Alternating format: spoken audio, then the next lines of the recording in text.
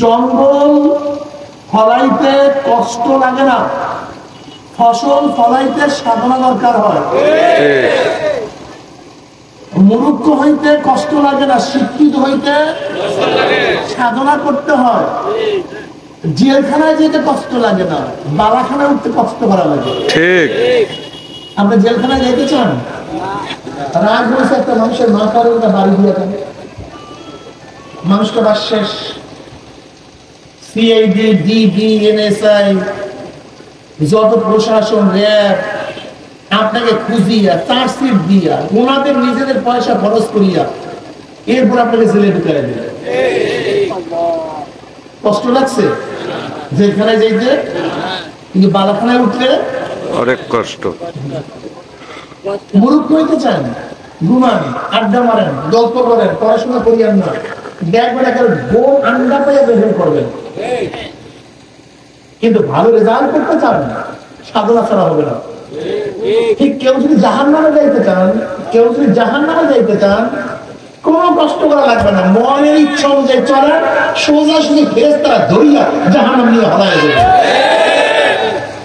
কিন্তু জান্নাতে যাইতে চান, সাধনা লাগবে। ঠিক, সাধনা ছাড়া জান্নাতে যাওয়া যাবে? এত সহজ না জান্নাত। বুঝতে পারলেন? আল্লাহ পাক রব্বুল আলামিন জান্নাত আর হাদিসের মধ্যে আছে, আল্লাহ পাক রব্বুল আলামিন জান্নাত বানাবার পরে জিবরাইলকে বললেন, যাও জিবরাইল, আমি একটা জান্নাত বানাইছি, একটু ঘুরিয়া দেখে আসলে জান্নাতের অবস্থাটা কেমন। জিবরিল আলাইহিস সালাম এক এক পান্থার বাড়িতে 500 বছর সফর করতে পারেন। এরকম 500 বছর বসিয়া সফর করিয়া জান্নাত দেখিয়া শেষ করতে পারেনি। এবার আল্লাহ পাক বললেন, জিবরাইল জান্নাত কেমন দেখছে? আল্লাহ, তুমি এত সুন্দর, এত আকর্ষণীয় জান্নাত সৃষ্টি করছো, তোমার বান্দারা যদি জান্নাতের আওয়াজ একটু কানেও পায়, জীবন গেল জান্নাতে না আসলে কেউ ছাড়বে না। এত সুন্দর জান্নাত তুমি বানাইছো, এত আকর্ষণীয় জান্নাত তুমি বানাইছো। আল্লাহ বললেন, জিবরাইল তোমরা যাও, আমার জাহান্নামখানা ঘুরিয়া দেখে আসো।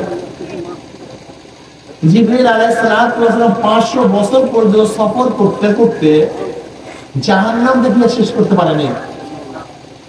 এবার আসলে বলেন, আল্লাহ তুমি জাহান্নাম বানাইছো কেন?